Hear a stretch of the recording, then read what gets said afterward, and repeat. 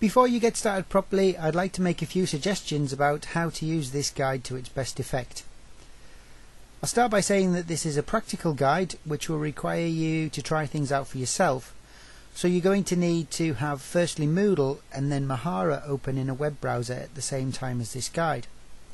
In all of the main web browsers that are currently available, whether it be Firefox as I'm using here, or Internet Explorer, Google Chrome, Safari, etc., the best way to do this is to open a new tab and to log in from there. So start by opening a new tab, enter the address for the MMU Moodle service and log in.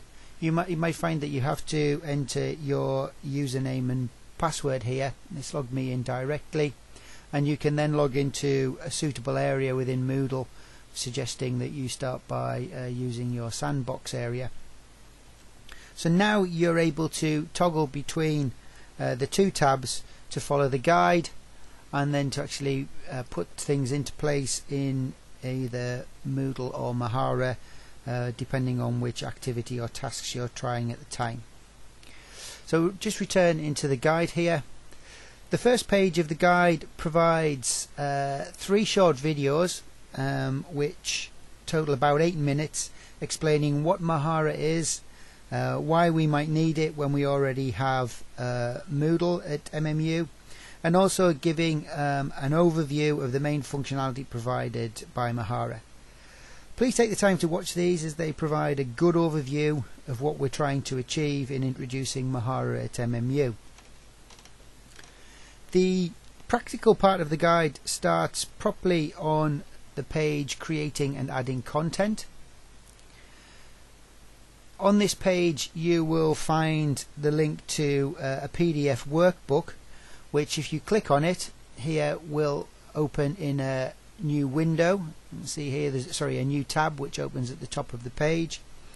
The workbook contains a set of practical activities and tasks which you should work through. Initially that will be in Moodle, but primarily it will be in Mahara, covering the key functionality of the portfolio system. You can print off this document if you prefer, but you can also follow the instructions on the screen and then simply toggle into Mahara or Moodle as and when required by the guide.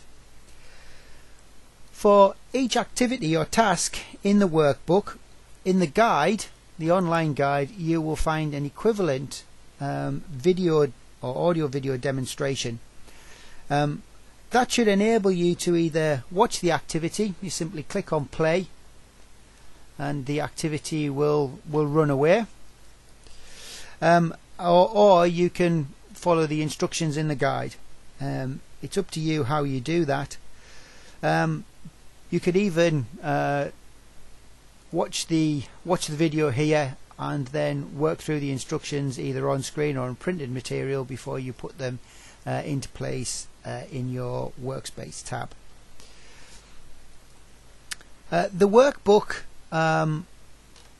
and the online guide fall into 3 main sections, covering creating and adding content, which is on this page here, building portfolio pages.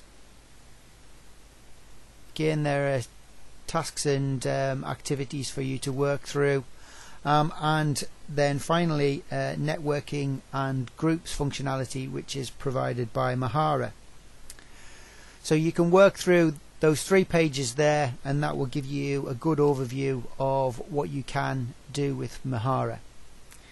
The follow-up and support page provides the contact details for myself. I'm Rod Cullen from Celt, as I'm supporting the rollout of Mahara at MMU. It also provides a link here to the Mahara Pilot Projects group, which I'd encourage you all to join and get involved in running a pilot project next year. If you're interested in that, don't hesitate to contact me if you'd like to talk about it in detail. At the bottom of the page there is a link to the recent forum postings that are coming out of this Mahara Pilot Projects group. So This gives you a quick overview of how I hope that you will use the guide. As the project progresses, I'll also add additional examples of tools that we're using in Mahara. The first page that we've added so far is about the use of the Embedly block, which allows you to embed external content from other tools that you use online into the Mahara environment. So please take time to watch the videos at the beginning of the video, and don't forget to get in touch with me if you run into any problems.